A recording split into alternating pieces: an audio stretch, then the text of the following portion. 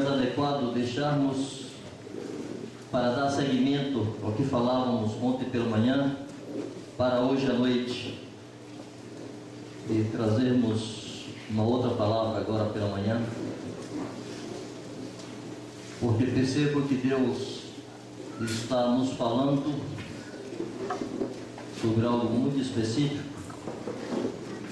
Deus está tentando comunicar para o seu povo algo do seu desejo para a nossa vida pessoal. E eu sei que Deus está falando para os adultos, para as crianças, tanto adultos e crianças naturais, como os adultos e crianças da fé também. Deus tem muitos recursos para se comunicar. Eu me lembro quando eu era papai de bebês, e vejo hoje, vi minha filha tempos atrás, ano e pouco atrás, com a minha netinha, né, com a sua filhinha, o esforço que os pais fazem para se comunicar com seus filhos, com os bebês. O bebê nasce, ele não conhece ninguém, mas os pais estão todos os dias com ele e se esforçam para se dar a conhecer. Os pais querem que aquele bebezinho identifique a sua voz. E fazem coisas engraçadas, né? Os que são papais aqui sabem. Aquele bebezinho está lá no berço, pega na mão, fala... faz um monte de papagaiada. Os pais sabem que aquele bebê não decodifica aquelas palavras ainda, mas os pais sabem que aquele bebê vai identificando aquela voz, e sabe que aquela voz é a voz de alguém que o ama, que o quer, que o supre, que o protege, que o aquece. E vai crescendo essa relação de amor e confiança entre o bebê e seus pais. O filho vai crescendo e vai aumentando isso. Pelo menos foi assim que Deus planejou em cada família. Porque Deus faz assim conosco, amados. Aqui existem bebês na fé, recém-nascidos, que não identificam ainda direito a voz de seu pai. Mas eu quero dizer para vocês que o Pai do céu está se esforçando para se comunicar com você, para se dar a conhecer, para que você aprenda a identificar a sua voz e reconhecer o que é que Ele quer falar contigo. E cantávamos aqui alguns cânticos expressando nossa adoração, nosso amor ao Senhor, falando da sua glória. E eu me lembrei de uma palavra na Escritura que mostra a importância de termos a glória de Deus dentro de nós. Havia lá na terra de Canaã uma fortaleza chamada Jebus, que era a fortaleza dos Jebuseus. E Deus havia ordenado, tinha falado a Abraão e depois a Moisés, e por fim dado ordem a Josué, que quando eles entrassem na terra de Canaã, que eles exterminassem com todos aqueles povos, não deixassem ninguém. Deus não queria mais nenhum resquício daquelas civilizações naquela região. Deus havia dito a Abraão que iria manter o povo de Israel por 400 anos como escravo no Egito, até que se cumprisse a medida da iniquidade dos cananeus. Então Deus iria exterminá-los daquela terra. E esse tempo chegou por ocasião de Josué. Josué entrou em Canaã, eliminou muitos daqueles povos, mas os jebuseus ficaram. A fortaleza de Jebus ficou intacta. Vieram os juízes, fizeram prodígios, mas a fortaleza dos jebuseus ficou intacta. Veio Saul e combateu com os filisteus ao longo de todo o seu reinado, com os amalequitas, etc. Mas a fortaleza de Jebus permanecia no mesmo lugar. E essa fortaleza estava no coração daquele território de Israel. E por muitos anos, por mais de século, ninguém tocou naquela fortaleza. Então Davi foi reconhecido rei sobre todo Israel. Primeiro sobre Judá e depois sobre todo Israel. Amados, a primeira coisa que Davi fez foi marchar contra Jebus. Davi sabia que ele precisava tirar aquele inimigo que estava dentro do território de Israel, arrancar aquela fortaleza do meio do povo de Deus. E os jebuseus zombaram dele. Disse: nossos cegos e nossos aleijados vão expulsar Davi. Mas Davi tomou aquela fortaleza. O que é que isso diz para nós? É possível que alguns de nós tenham resistências no coração, na mente, na alma, a coisas que Deus quer produzir e fazer em nós. Nós ficamos convivendo com essas debilidades de estimação e não as tratamos com a seriedade que Deus requer. E há uma necessidade de uma metanoia, de mudarmos a nossa mente e aprendermos a pensar como Deus pensa. A palavra que o Carlos trouxe aqui sobre Elias me trouxe muito temor, porque ele disse que ali marcou o fim do ministério de Elias. E se a resposta de Elias fosse diferente, será que Deus não continuaria usando Elias? É possível. A resposta de Elias à pergunta do Senhor não foi satisfatória. Amados, Deus nos tem feito perguntas. Deus nos tem questionado sobre aspectos de nossa vida. Eu estava lendo outro dia sobre Salomão. Quando Salomão se apartou do Senhor por causa das suas mulheres e cultuou a ídolos, fala que Deus se indignou contra Salomão, porque Salomão não guardou a sua palavra e o seu mandamento ao Deus que por 2 vezes apareceu a Salomão. Deus considerava que aparecer a um homem 2 vezes era suficiente, porque Deus não é de brincadeirinha. Deus não blefa. Deus não fica aí procurando força de expressão. O que Deus diz é o que Ele diz. Apareceu a Noé uma vez, e Noé foi fiel por mais de 100 anos, fazendo aquela arca no meio do nada, porque temeu a palavra de Deus. Me lembro que anos atrás estava em um retiro, e outra vez estava lá o Ivan, e o Ivan compartilhava com alguns pastores sobre companheirismo. Ele dizia assim: o companheiro é como um espelho às nossas costas, para nos mostrar os defeitos nossos que nós não vemos. Um companheiro serve para isso também, nos ajudar a identificar deficiências nossas, para que possamos tratar com elas. E eu me meti na conversa. Disse: inclusive, Ivan, acontece também que nós podemos identificar deficiências nossas, defeitos, e não temos coragem de eliminá-los de nossa vida. E o companheiro nos ajuda. E eu me espantei com a forma como ele reagiu. Ele se virou para mim com muita gravidade na expressão e disse: como isso? Como alguém pode ver um defeito na sua vida e não tratar com seriedade com ele? Eu me espantei. Eu percebi que a mente daquele homem não era como a minha. Ele não pensava como eu. Ele pensava como Deus. Por que eu tenho que ser tolerante com meus defeitos? Por que eu tenho que ficar acariciando deficiências, pecadinhos de estimação, quando sei que Deus os reprova? Davi pensou assim, amados. Davi pensou sobre Jebus da mesma forma que ele pensou sobre Golias. Era uma afronta ao Senhor dos Exércitos, aquela manifestação do inimigo. E eu penso que alguns de nós podem ter fortalezas em seus corações e mentes. Quando a Bíblia fala de fortaleza, em 2 Coríntios,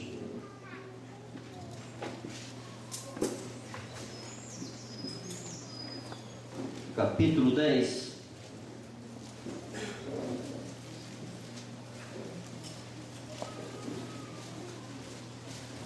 a partir do verso 3,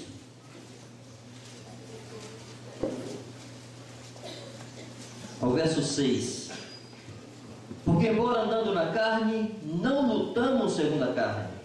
Porque as armas de nossa guerra não são carnais, e sim poderosas em Deus, para destruir fortalezas, anulando sofismas, e toda altivez que se levante contra o conhecimento de Deus, levando cativo todo pensamento à obediência de Cristo, e estando prontos para punir toda desobediência, uma vez completa a vossa submissão.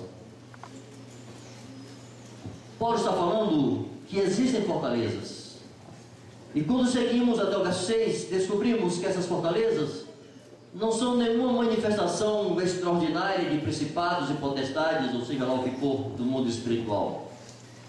Paulo está falando de fortalezas abrigadas no coração e na mente da igreja, dos discípulos. Senão ele não falaria ao final, uma vez completa a vossa submissão. Aí Paulo, ele dá o roteiro de como se destrói as fortalezas. Primeiro ele demonstra que a fortaleza está baseada em sofismas. Ele fala para destruir as fortalezas, as armas espirituais que ele diz aqui, que ele se refere, serve para destruir as fortalezas. Mas como é que se destrói as fortalezas? Ele começa a explicar. Primeiro, anulando sofismas.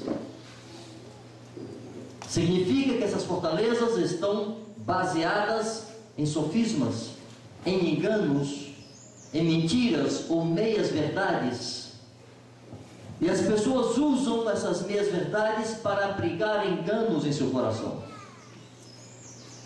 A consequência disso é que se levanta com altivez contra o conhecimento de Deus. Na hora que você abriga um engano espiritual em teu coração, você se sente na condição de se levantar contra o conhecimento de Deus e questioná-lo. É o que o diabo fez com Adão e Eva. O que foi que Deus disse? Assim, não é assim. Mas Deus sabe que no dia que você comer, você vai ser igual a ele. Plantou um sofisma, plantou uma mentira. Então veio no coração do homem a possibilidade de questionar Deus. E se Deus realmente tiver? Se não for verdade isso que Deus disse? Só que a Bíblia classifica isso como altivez contra o conhecimento de Deus.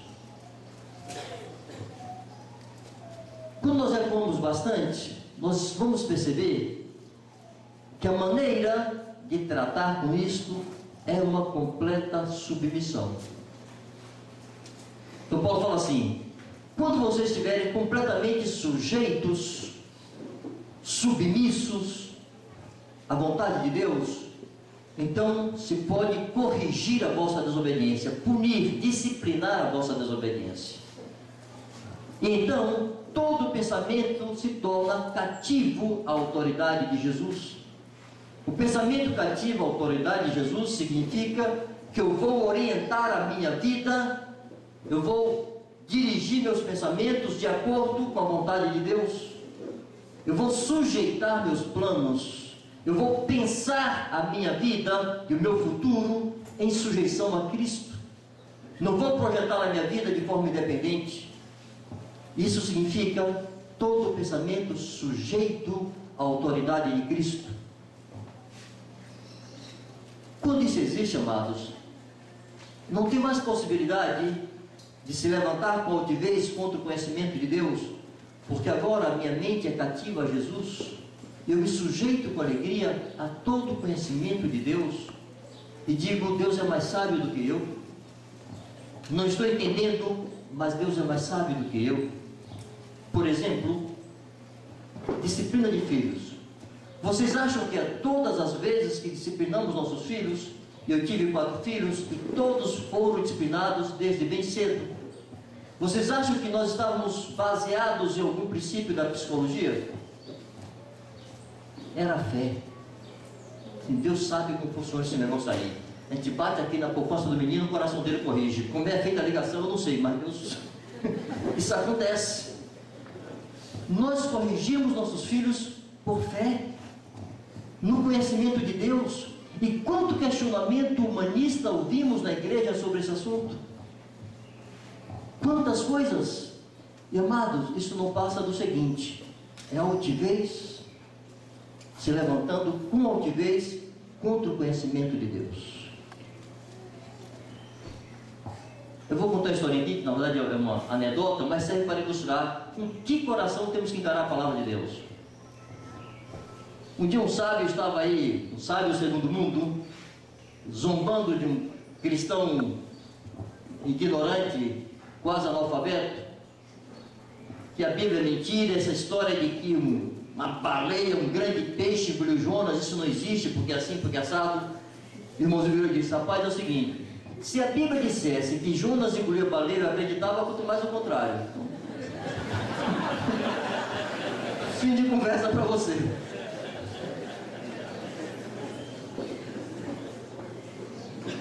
Nós somos muito ignorantes com respeito a Deus, amados. Às vezes, conversando com meus filhos quando eram pequeninos, eu ilustrava assim: filho ou filha, você já pisou uma formiga alguma vez? Já, pois é. Você acha que aquela formiguinha sabe o que é um ser humano? O que a formiguinha vê é um pé enorme, que ela nem sabe que é pé, né? Aquela sombra que vem em cima dela e pá! Ela não sabe que aquele pé está calçado em um sapato. O sapato foi feito de couro e por baixo a forragem que foi tirada da seringueira. Sabe lá a formiguinha disso? Que ali dentro daquele sapato tem um pé que tem 5 dedos, com unhas que crescem e tem que cortar de vez em quando. E que ligado ali no tornozelo, vem perna e joelho, tem toda a estrutura. E lá no topo tem uma cabeça pensante que descobriu, por exemplo, como chegar à lua. Será que a formiguinha sabe como é que o homem chega à lua? O homem já foi. Inventou um negócio, uma televisão, internet. Você fala aqui, tem gente ouvindo lá do outro lado do mundo, instantaneamente. A formiga não consegue isso. E dizem: filhas, filho, a diferença, a distância entre nós e Deus é maior. A palavra diz que como os céus são mais altos do que a terra, diz o Senhor, assim os meus pensamentos acima dos vossos pensamentos, e os meus caminhos acima dos vossos caminhos. Todas as vezes que minha mente não entendeu a ação de Deus, eu corri e olhei para a cruz. Eu vi um Deus de amor entregando o seu Filho por mim. Eu disse: Deus, eu não entendo, mas uma coisa eu sei: Deus é amor, e eu descanso. Como disse Pedro: se é que já tendes experiência que o Senhor é bondoso, temos provado da bondade do Senhor, e vamos questioná-la a qualquer momento, porque alguma coisa nós não entendemos. E me faço uma formiguinha: eu não entendo, mas recebo com ações de graça. Ao final então disto, se os pensamentos estão sujeitos à autoridade de Jesus, e já não há possibilidade de se levantar com altivez contra o conhecimento de Deus, então os sofismas são anulados, porque a verdade de Deus é recebida com toda tranquilidade, confiança e fé. Não há espaço para enganos. Nessa hora, amados, as fortalezas caem, e Deus tem pleno acesso ao teu coração. E essa palavra de Davi aqui me lembra isto. Davi marchando contra aquela fortaleza, identificando uma resistência a Deus, ele marchou para destruí-la. Pois o Espírito Santo quer que você identifique no seu coração o que resiste ainda à plena manifestação de Deus, e trate disso com seriedade. Trate disso com toda a definição, com toda a determinação. Livre seu coração de qualquer fortaleza, de qualquer resistência à plena manifestação da graça e da glória de Deus. Vença os inimigos internos de teu coração, os inimigos que podem anuviar a tua consciência e impedir que você tenha plena sensibilidade das coisas que Deus quer falar e fazer. Mas aqui, amados, só um detalhe. Isso que eu li, que eu citei sobre Jebus, está em 1 Crônicas, capítulo 11. Não leio agora não, basta anotar aí. No capítulo 11, Davi conquista Sião, ou Jebus. No capítulo 12 e 11, o restante do capítulo 11 e capítulo 12 falam dos valentes de Davi, do exército de Davi. E no capítulo 13 fala daquilo que Davi fez de imediato após conquistar Jebus. Consegue me ouvir com a chuva ainda? Lá atrás. Davi entendeu que não era suficiente destruir aquela fortaleza. Davi entendeu que a única maneira de garantir que aqueles inimigos não voltariam para o coração do território de Israel era levar para dentro daquele lugar a glória de Deus. E no capítulo 13 é isso que Davi começa a fazer. Ele vai buscar a arca da aliança e traz para Jebus. E Jebus, que por tantos anos, por séculos, foi uma fortaleza inimiga dentro do território do povo de Deus, passou a ser chamada Jerusalém, cidade do grande rei. Passou a ser Sião, a cidade amada de Deus. Eu dizia então que Davi entendeu que não era suficiente destruir aquela fortaleza, ou melhor, vencer aquela fortaleza e expulsar aqueles inimigos. Ele trouxe para aquele lugar a Arca da Aliança. Naquele tempo, a Arca da Aliança era a presença e a glória de Deus. Davi entendia que se ali estivesse a presença e a glória de Deus, não haveria espaço para aqueles inimigos voltarem. Não haveria como se reconstruir aquela fortaleza. E amados, conosco não é diferente. Não nos basta vencer os inimigos que temos internamente. Não nos basta vencer algumas resistências que nós temos. Nós precisamos trazer para dentro de nós a glória de Deus. Quantos de nós, quantas vezes nesse caminho com Jesus, vencemos determinados aspectos de pecado em nossa vida e depois caímos de novo? Quantas vezes superamos debilidades e depois do tempo voltamos a tropeçar nelas? Qual a maneira de garantir que viveremos em vitória?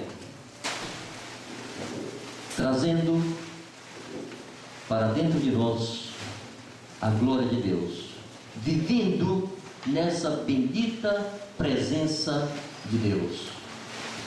E, amados, aqui não há mágica, aqui não há um grande segredo. Há um princípio simples que o Senhor Jesus nos ensinou. A vida de vitória em Jesus não se constrói de evento em evento, de retiro em retiro, ou de vigília em vigília. Se constrói diariamente. Eu quero usar uma outra situação bíblica para ilustrar isto. A importância de colocar Deus primeiro. Primeiramente o Senhor, depois todas as demais coisas. Lembremos quando Deus foi dar os 10 mandamentos para Israel.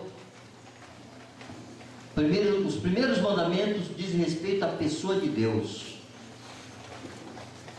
Não terás outros deuses diante de ti. Amarás o teu Deus de todo o teu coração, toda a tua alma, com toda a tua força, com todo o teu entendimento. Amar a Deus é uma decisão, amados. Amar com entendimento, amar com força, amar com a alma. É uma decisão. Querer fazer o que é bom para Deus. Deus nos amou por uma decisão. Como dissemos aqui no primeiro dia, Deus estava irado com o homem e amou e fez o que era bom para o homem, mesmo estando irado. Nós, a despeito de qualquer debilidade, ou tensão, ou tentação, decidamos amar a Deus. de todo o nosso coração, com todo o nosso entendimento, com toda a nossa força. Está lá escrito em Daniel que ele dispôs o seu coração a buscar a Deus. É uma decisão. Daniel não esperou um sentimento assim que tomasse ele de emoção. Ele dispôs o seu coração. Então vamos ver como o Espírito sempre nos induz a primeiro buscar a Deus e ter Deus em primeiro lugar em todos os aspectos de nossa vida.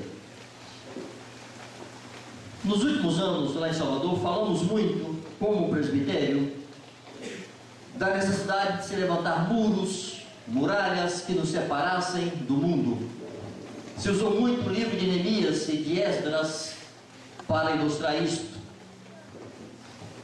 principalmente com respeito aos jovens, guardar-nos da contaminação do mundo, guardar-nos do pecado, das paixões da mocidade, nos livrarmos dessa corrente pecaminosa que há no mundo. Se citou as muralhas da Jerusalém celestial como símbolo de separação, e se citou a restauração dos muros de Jerusalém, feitas por Neemias, para separar Jerusalém dos seus inimigos e guardar Jerusalém, proteger Jerusalém. E aplicamos isto para a vida prática dos discípulos, principalmente os jovens naquela circunstância, da necessidade de se levantar muros que nos separassem do mundo e nos protegessem do pecado. Mas, amados, aqui é um detalhe muito interessante. No livro de Esdras, capítulo 3, Esdras começa o seu livro falando de experiências que ocorreram antes dele. Esdras e Neemias não foram os primeiros a chegarem para restaurar Jerusalém. Quando eles vieram, antes deles já tinha havido uma turma grande. Quando lemos o livro de Ageu e o livro de Zacarias, percebemos isto. Ageu e Zacarias fizeram parte dos primeiros que vieram para restaurar Jerusalém. E quando eles chegaram, não tinha nada. Nós podemos perceber facilmente, lendo Neemias e Esdras, que quando eles dois chegaram, um logo depois do o templo já estava restaurado. O templo já estava erguido. A cidade estava em ruínas, os muros estavam em ruínas, havia muito lixo, muito monturo. Então eles foram restaurar os muros, proteger a cidade, administrar a cidade, restaurar o culto a Deus. Esdras trouxe levitas para restaurar todo o procedimento que tinha que haver no templo, etc. Mas o templo já estava restaurado.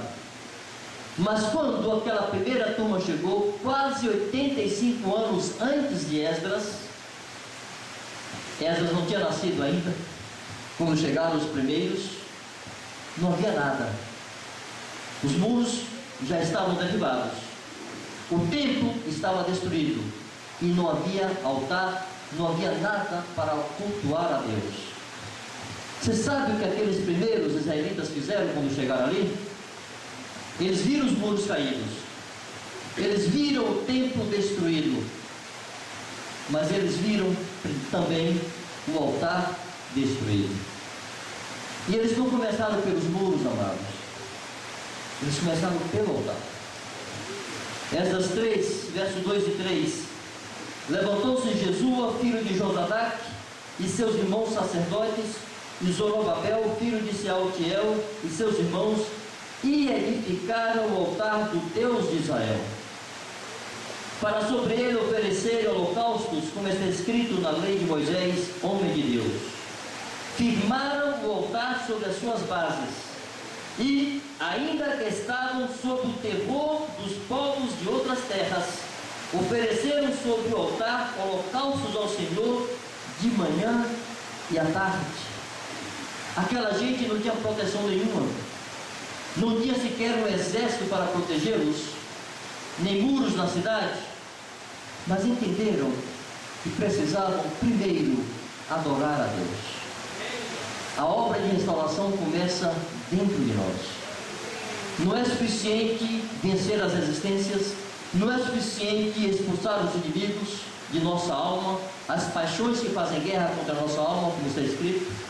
Não é suficiente vencer esses adversários, e essas debilidades, se nós não entronizarmos a Cristo Jesus como Senhor em nosso coração, nós voltaremos a cair.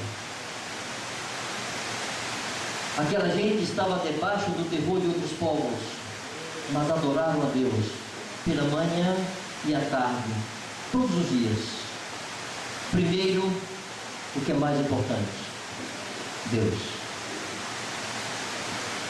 Por que vocês acham que Jesus disse: tu, porém, quando orares, entra no teu quarto, fecha a tua porta e fala com teu pai em secreto, e o teu pai, que vê em secreto, te recompensará? Amados, é algo tão simples, mas tão difícil de perseverarmos nisso. Encontrar um tempo para falar com Deus a sós. Nós temos muita comunhão com os irmãos, nós frequentemente oramos em grupos, nas juntas, no encontro caseiro, quando nos encontramos com os irmãos. É a nossa oração sozinha.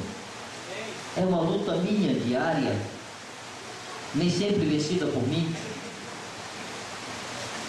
Mas eu creio que Deus nos conclama hoje a trazermos Sua presença para dentro de nós. E aqui eu não estou falando teologicamente, porque o Espírito Santo habita em nós. Que oremos, que não oremos, Ele está aqui. Mas isso é como a relação de um pai com um filho. Vocês já viram filhos que acham que o pai gosta mais de um do que do outro? Nem sempre é assim, sabia? Os pais não costumam fazer distinção entre filho e filho, mas há filho que faz distinção na relação com seu pai. Tem aquele filho que é chameguento, ele corta lá e fica: ah, paizinho lindo e querido, ah, mamãezinha assim, mamãezinha assada. O filho vem, o pai abraça. O pai sai para abraçar a todos. Agora, quantos vêm abraçar ele? Aí o filho é que define. Amados, a relação paternal não é alterada quando o filho apronta uma coisa ou não apronta. Se o filho é agradável ao pai ou não é agradável ao pai, o pai continua pai. Mas a relação de amizade, de conhecimento da mente e do coração do pai, depende do quanto esse filho se relaciona com ele. Você quer ter mais da glória de Deus? É preciso ter mais do conhecimento de Deus, não apenas do conselho de Deus. Diz lá em Abacuque que o conhecimento da glória do Senhor encherá toda a terra. Encherá toda a terra. Precisamos conhecer o coração de Deus e teremos mais dele dentro de nós. Teremos mais da sua mente, teremos mais dos seus valores, teremos mais dos seus posicionamentos, como ele pensa. Vamos nos comportar mais parecidos com ele. Seremos piedosos, parecidos com Deus. Teremos mais da sua glória em nós. Mas isso exige relacionamento. Faz um teste.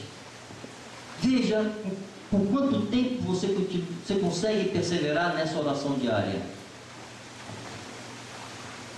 Faz coisa tipo assim: eu estou disposta, aqui vai mais para as mulheres, a sair sem um banho pela manhã para gastar tempo orando. O banho é indispensável, pensam alguns. Eu tenho que ir para o trabalho, para a escola, cheirosa, arrumada e bonita. Sem orar? Uma perguntinha: que outro horário você vai encontrar no dia para buscar a Deus? Aí você começa o dia descarregado, sem aquietar teu coração diante do Senhor, sem falar com Ele, sem ouvi-lo, se estressa durante o dia, fica exposto a tentações e pecados, volta zangado para casa, irritada. Nós dormir, tão pouco vou orar, porque quem relaxar, vai assistir um programa de televisão, vai ler uma revista. A oração vai acontecer no encontro caseiro. O que seria amar a Deus de todo o coração, com toda a força, com todo o entendimento? Isso não implica priorizar? Antes de outras coisas? Eu comentava com alguém ontem, e quando eu era jovenzinho, recém-convertido, eu sentia a necessidade de mudar a minha mente. Meus pensamentos eram complicados, meus pensamentos voavam por aí o tempo inteiro, eram muito voláteis, eu não tinha muito controle deles. E aquilo me desesperava, porque eu queria ser santo, eu queria agradar a Deus. Eu sabia que meu comportamento era influenciado por meus pensamentos, naturalmente. E se eu tenho que pensar pensamentos santos, eu tenho que pensar como Deus. O que é que eu fiz? Me entupi de Bíblia. Literalmente. Primeiro, de um plano de leitura bíblica anual. Eu li a Bíblia toda, todos os anos. Aquela leitura só para ler mesmo, para encher a cabeça de Bíblia. Depois, eu fazia estudos bíblicos específicos, pontuais sobre alguns temas. E depois eu tinha aquela leitura que eu chamava de leitura inspirativa. Eu ia lá, um texto já conhecido, ia pegar ali só para me deliciar, para me alegrar na presença de Deus. Mas eu fiz outra coisa. Eu decidi, solteirinho, 18 anos, que sem Bíblia não teria café. Se eu não pudesse ler a Bíblia, eu não comia. Eu só comia depois que lesse a Bíblia. Isso se chama prioridade. Eu penso, bom, as pessoas pensam assim, eu não posso sair sem comer. Ué, eu posso sair sem me alimentar de Deus? Para enfrentar esse mundo perverso? Então, todas as vezes que eu não conseguia ler a Bíblia, eu não comia. Eu ia para o trabalho, ia com a Bíblia lendo. E às vezes chorava, a turma ria de mim e disse, vai para lá, pai, deixa eu quieto aqui. Eu conhecia a minha necessidade de ter a minha mente renovada. A Escritura diz, transformai-vos pela renovação de vosso entendimento, para que experimenteis a boa, agradável e perfeita vontade de Deus. Não fala sobre conhecer, fala sobre experimentar essa vontade.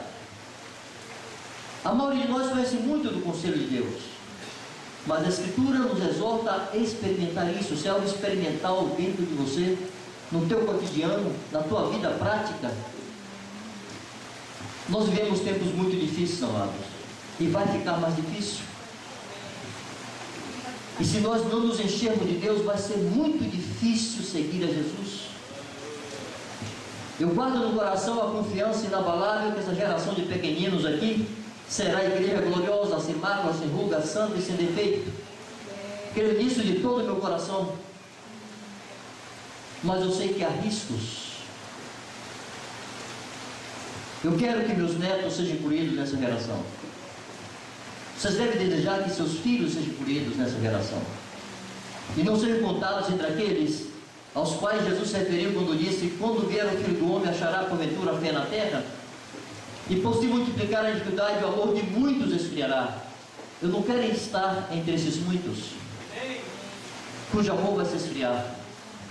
Mas, amados, se não falamos com Deus, nosso amor por Deus se esfria. Se não ouvimos a Deus, nosso amor por Deus se esfria e vira religião. Então o Senhor nos apela e nos chama a uma vida com Ele, a andar perto dEle. Falei para vocês aqui, eu acho que falei, eu estou falando isso por tudo que é canto, que já há muitos anos a última coisa que eu faço antes de dormir é recitar a Escritura, ou ler, tentando memorizar textos novos, ou repetindo o texto que eu já conheço. Durmo pensando no Senhor, na Sua palavra.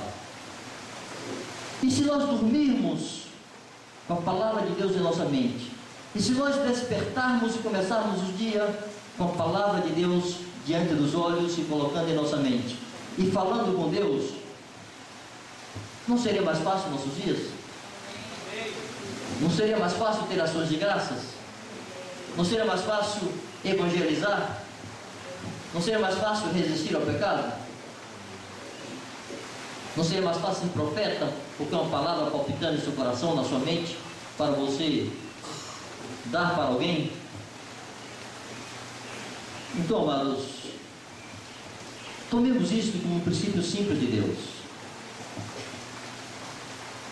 Expulsar de dentro de nós as paixões que fazem guerra contra a nossa alma. A Bíblia mais uma vez fala sobre isso. Em Tito capítulo 2, verso 11 a 13, por exemplo, diz que a graça de Deus se manifestou salvadora a todos os homens, educando-nos nos dando uma nova educação, para que, renegadas as paixões infames deste mundo, vivamos no presente século de maneira sensata, justa e piedosa. Para poder viver assim, é preciso renegar essas paixões. Se não renegamos a elas, não podemos viver assim.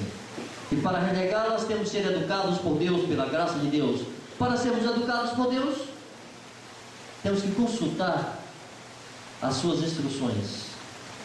Então não há uma mágica, há uma definição interior garantida pelo Espírito Santo, que busca e quer Deus, e o exercício de nossa parte. Sabe o que ocorre? Desde que nascemos, nos exercitamos na carne, porque somos carnais. Eu vi isso em meus filhos, estou vendo isso em minha netinha, toquinho de gente desse tamanho, cheia de vontade própria. Não lhe falta vontade ali para fazer o que quer. Engana. Olha, você não sabe o meu desespero quando vi minha primeira filha mentindo. Eu me desesperei. Com quem ela aprendeu a mentir? Aí depois veio a segunda, veio a terceira, veio a quarta. E todos mentiram. Conhece aquele pai que diz assim: não, meu filho não mente. Mente sim. Ele vai aprender a não mentir. Mas ele mente, ele engana. Ele quer se beneficiar, ele quer o melhor para si. E quantos pais cooperaram para que seus filhos fossem mentirosos, inveterados, porque aceitaram esse sofisma que o filho dele não mente. O filho mentindo com a cara dura e ele respaldando o filho. Ele disse: olha, dá certo. Se eu mentir e segurar, meu pai acredita. E aí, queixo duro. Os pequeninos todos vão querer se proteger. Aí vão crescendo e vão aprendendo com os pais santos a não mentir, a não enganar. Mas as crianças estão cheias de vontade própria, de atender aos apelos da sua carne, são egoístas, não querem dividir seus brinquedos, nem sua merenda. Se o pai dá uma frouxadinha, ela corre para o pai. Se for a mãe, ela corre para a mãe.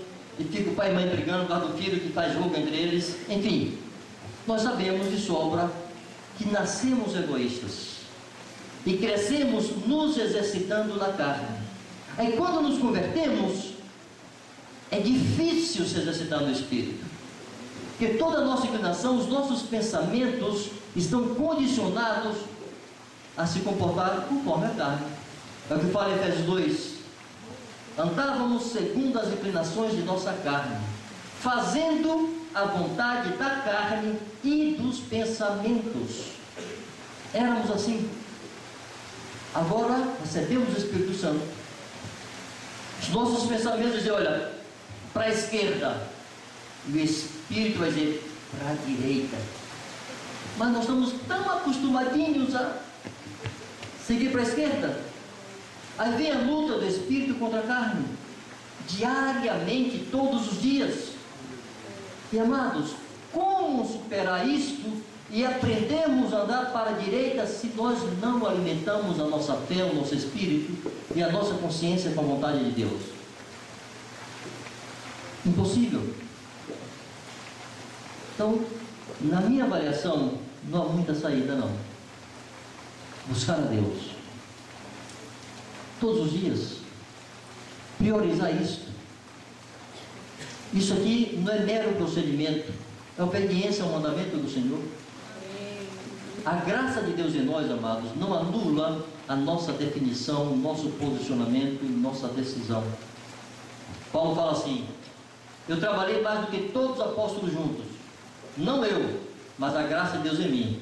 Bom, foi a graça de Deus nele, mas foi nele. Paulo ficou lá sentadinho assim e vê a graça de Deus, ele saiu flutuando, levitando e trabalhando mais do que todos.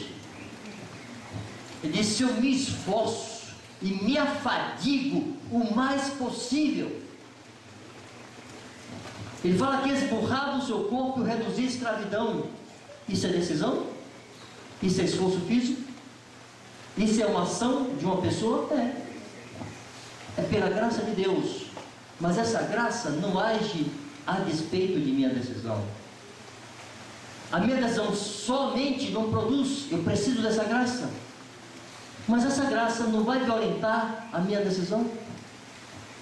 Por exemplo, a Escritura diz assim: se o Senhor não guardar a cidade, em vão vigia a sentinela. Mas não diz assim, ó. Não está escrito assim: quando o Senhor guarda a cidade, a sentinela não precisa vigiar. A sentinela tem que estar lá vigiando, mas na confiança que é o Senhor que guarda. Se o Senhor não edifica a casa, em vão trabalham os construtores. Não está escrito que quando o Senhor edifica, os construtores não trabalham. O Senhor está edificando. Não. Eles têm que trabalhar, eles têm que construir, confiando que o Senhor é quem vai edificar. Há um sofisma aí, de que eu fico descansado na rede e a graça de Deus faz tudo. Ela faz comigo, em mim. Outro exemplo simples. Jesus em Getsemane foi orar. Jesus tinha consciência, amados, da gravidade daquela hora. Jesus sabia o que estava por acontecer, por isso a sua alma estava angustiada até a morte. Ele suava gotas de sangue em plena madrugada, em cima de um monte, ao ar livre. Seus discípulos que faziam? Dormiam. O que Jesus disse para eles? Nem uma hora pudesse viajar comigo? Vigia e ora, para não entrar em tentação. E aqui como vou chamar isso? Um segredo, talvez. O grande problema de alguns discípulos é que eles se permitem entrar em tentação. E depois que entra em tentação, é muito complicado sair. Quantas vezes teve cabecinha chorando nesse ombro, gente séria, sincera, discípulos verdadeiros, desesperados, dizendo: eu não sei como é que eu pude fazer isso.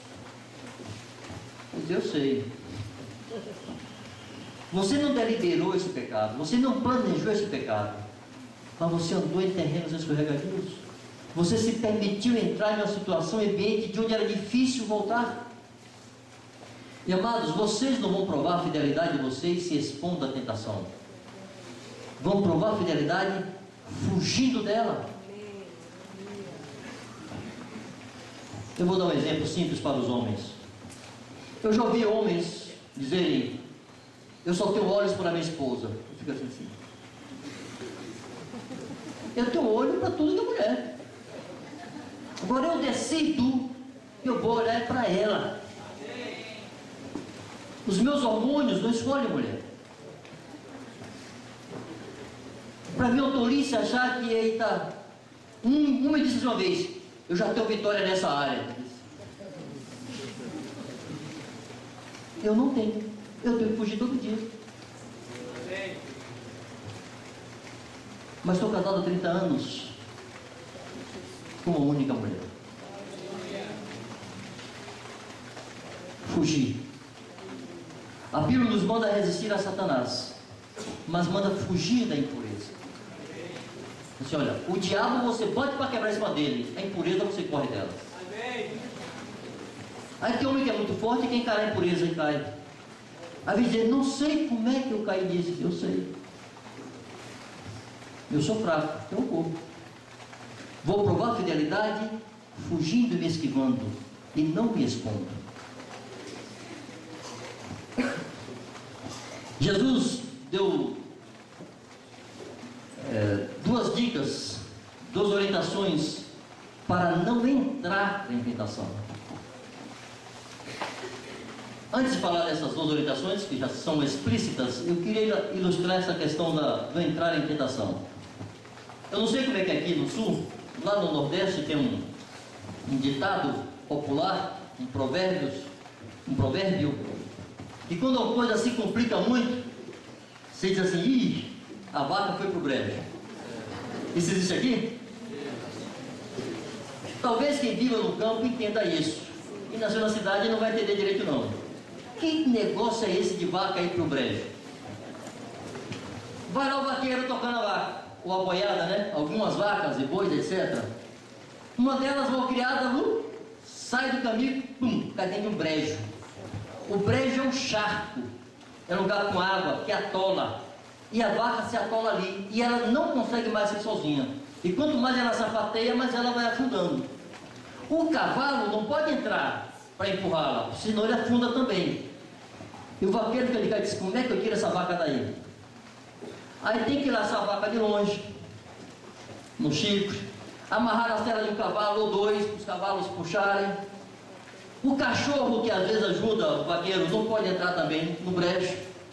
Às vezes, se o vaqueiro conhece aquele brejo, entra um ou dois para empurrar a vaca, o cavalo puxa, o vaqueiro empurra.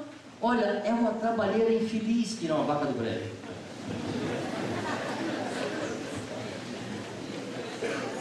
Quando você entra em tentação, a vaca foi para o brejo, é complicado sair.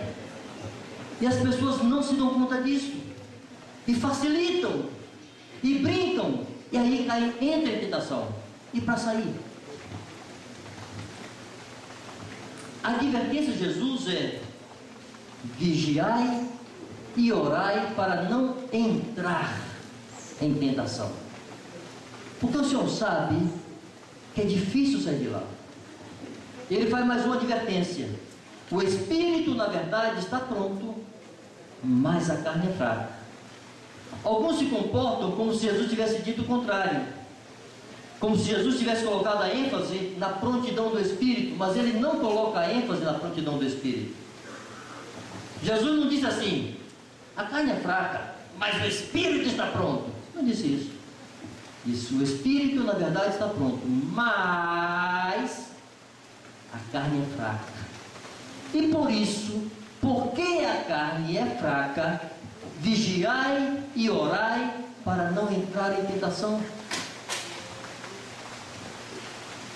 Amados, não tem outra receita. Jesus sabe mais do que nós. Nós podemos encontrar 1000 conceitos teológicos e 1000 definições. Eu digo para vocês que eu prefiro voltar e ouvir o que disse o meu Senhor. Ele disse: vigiai e orai. Ponto. Não há outra saída para o Filho de Deus. Manter-se alimentado, manter-se firme, manter-se com ânimo em cima, manter-se em fé, fora da oração e da vigilância. Mas eu sei que é mais difícil vigiar sem orar. Muito difícil vigiar sem não ora. Então ora e vigia. Vigia e ora. De quando em quando? Todo dia. Porque todo dia você é tentado, todo dia o mundo está aí, todo dia o diabo está aí, como um leão fugindo ao nosso redor. Amém? Então sim, só para catequizar. Quem é que edifica a casa? Senhor. Quem é que trabalha? Quem guarda a cidade? Quem é que vigia? O espírito está pronto, mas que devo fazer para não entrar em tentação, já que a carne é fraca? Que nos disse o Senhor sobre a oração? Entra no teu quarto, fecha a porta e fala com teu pai em secreto. Aí cada um faz seus cálculos. O que é que eu vou cortar de minha vida para poder orar todo dia? Quando não der certo, liga para a companheira, para o companheiro, discipulador, diz: olha, está difícil, não estou conseguindo orar, faço o quê? Me ajuda aqui. Apela para a ignorância, socorro, eu não estou orando não. Não deixa para gritar quando estiver pecando. Grita quando estiver conseguindo perseverar nas coisas elementares que constroem a nossa consciência e que constroem a nossa fé. Amém? Vamos ficar de pé um pouquinho, dar graças ao Senhor. E talvez dar um intervalo, não sei o que diz aqui minhas autoridades. Aleluia.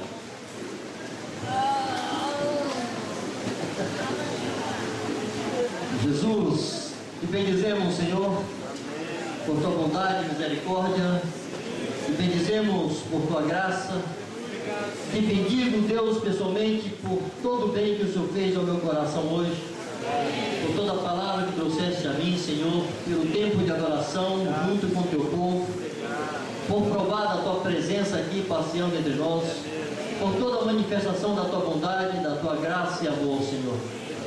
Pedimos que o teu Espírito venha selar essa tua palavra em nosso coração, em nossa consciência, nos animando diariamente a permanecermos em tua presença, Senhor, vivendo para ti cada minuto de nossa vida, para a tua glória, Senhor. Tua palavra diz que tu prova do teu amor para conosco pelo fato de nos teres dado o teu Filho amado Jesus, para que nós vivêssemos por meio dele. Confiamos, Senhor, não em nosso esforço, confiamos não em nossa disciplina, confiamos na vida de teu Filho habitando em nós. E essa vida, Senhor, nos conduz para ti, essa vida nos empurra em tua direção. Rogamos que por tua graça tu venhas nos ajudar e ensinar, Senhor, a vivermos no Espírito todos os nossos dias. Como está escrito, Pai, se vivemos no Espírito, andemos também no Espírito. Bendito seja o teu nome santo. Aleluia, Senhor. No nome de Jesus. Amém.